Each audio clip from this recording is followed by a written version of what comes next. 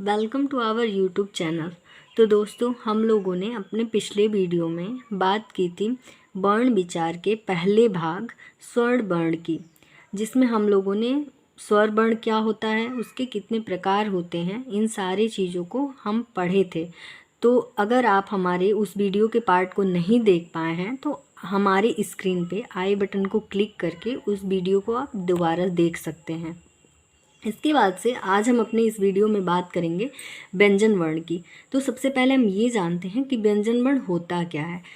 परतंत्र वर्ण अर्थात जिनके उच्चारण के लिए अन्य वर्णों की आवश्यकता पड़ती है, उनको हम व्यंजन वर्ण कहते हैं। इसके बाद से अब हम बात करेंगे व्यंजन वर्ण के प्रकार की। तो हमारा इसका पहला प्रकार है अस्पर्श व्यंजन। जिन व्यंजनों का उच्चारण करते समय हमारी जिह्वा उनके उच्चारण स्थानों को स्पर्श करती है, उन्हें स्पर्श व्यंजन कहा जाता है। अर्थात जब हम किसी व्यंजन का उच्चारण करते हैं, जैसे क, ख, ग, घ इत्यादि जितने भी हमारे व्यंजन हैं, जब हम उनका उच्चारण करते हैं तो हमारी जो जिह्वा होती है, तो वो उनका उच्चारण स्थान जहाँ भी होता है वो उसको टच करती है, तो इसलिए हम इसे स्पर्श व्यंजन कहते हैं। अब हम जानते हैं कि कौन कौन से व्यंजन स्पर्श व्यंजन कहे जाते हैं। तो दोस्तों, क से लेकर म तक के जितने भी वर्ण होते हैं उन्हें हम स्पर्श व्यंजन में रखते हैं। तो दोस्तों, अब हम बात करेंगे स्पर्श व्यंजन के संख्या की। तो इसकी संख्या हमारी हिंदी वर्णमाला में 25 है, क्योंकि ये व्यंजन 5 वर्गों अर्थात क वर्ग, च वर्ग, ट वर्ग, त वर्ग और प वर्ग में विभाजित किया गया है, इसलिए इसे वर्गीय व्यंजन भी कहा जाता है। अर्थात हम ऐसे समझेंगे कि इन्हें 5 वर्गों में विभाजित किया गया है, जैसे क, च, ट, त, प।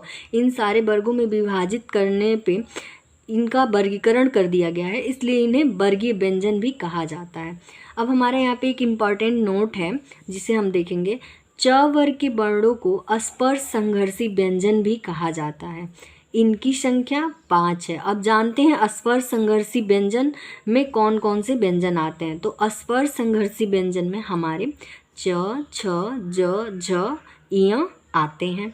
और संघर्षी व्यंजन, अगर हम स्पर्श संघर्षी व्यंजन की बात कर रहे हैं तो सीधी सी बात है, यहाँ हम संघर्षी व्यंजन की भी बात करेंगे कि उसमें कौन कौन से आते हैं।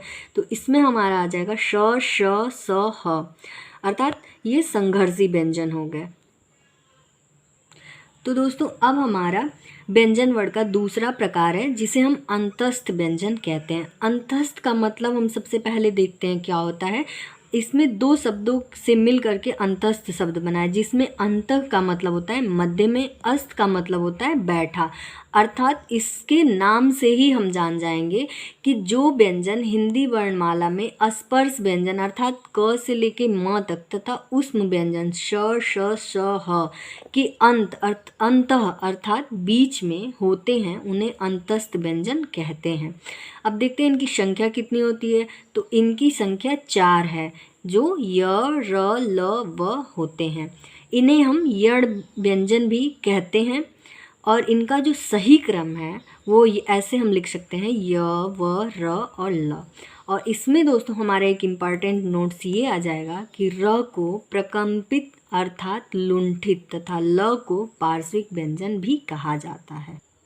इसके बाद हमारा व्यंजन वर्ण का तीसरा प्रकार है ऊष्म व्यंजन। तो इसके नाम से भी खुद कंफर्म हो जा रहा है कि ऊष्म मतलब होता है कि गर्म वायु, ऊष्मा अर्थात मतलब जिन व्यंजनों का उच्चारण करते समय हमारी मुख से ऊष्मा अर्थात गर्म वायु निकलती है, उन्हें ऊष्म व्यंजन कहा जाता है।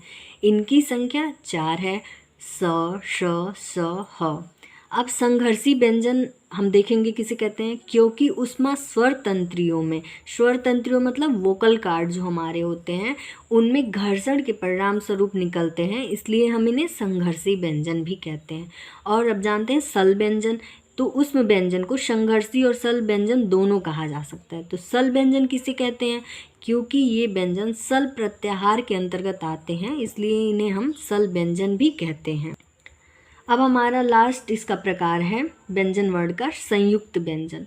तो संयुक्त नाम से ही स्पष्ट हो जा रहा है कि जो संयुक्त मतलब जुड़ना, अर्थात जो व्यंजन, जिस व्यंजन का निर्माण दो वर्णों के मेल से अर्थात जुड़ करके हुआ हो, उनको हम संयुक्त व्यंजन कहते हैं। इनकी संख्या 4 है, छ, त्र, ज्ञ, श्र।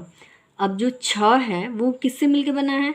क धन स से मिलके बना है, तो छ हो गया। त्र जो है त धन र से मिलके बना है, इसलिए त्र हो गया। ज्ञ जो है ज धन अज्ञा से मिलके बना है, इसलिए ज्ञ हो गया। उसके बाद से हमारा नेक्स्ट है स्र, जो श धन र के मिल से मिलके बना है, तो इसलिए हम इसे स्र कहते हैं। ये चारों हमारे संयुक्त व्यंजन में आते हैं। तो दोस्तों इस तरह से हमने अपने वीडियो में देखा कि जो व्यंजन वर्ण होते हैं वो 4 प्रकार के होते हैं। पहला हमारा हो गया अस्पर्श व्यंजन, दूसरा हो गया अंतस्थ व्यंजन, तीसरा हो गया ऊष्म व्यंजन और चौथा हो गया संयुक्त व्यंजन। तो दोस्तों इन चारों के नाम से ही याद करना आसान है कि स्पर्श व्यंजन का मतलब होता है जो हम अपने उच्चारण स्थान से स्पर्श होता हो, तो स्पर्श व्यंजन हो गया। और अंतस्थ व्यंजन को समझने के लिए हम ऐसे समझेंगे कि जो बीच में बैठा हो, अर्थात जो हम जब किसी व्यंजन का उच्चारण करें, स्पर्श व्यंजन तथा ऊष्म व्यंजन के बीच में जो व्यंजन आ जाता है उसे हम अंतस्थ व्यंजन कहते हैं।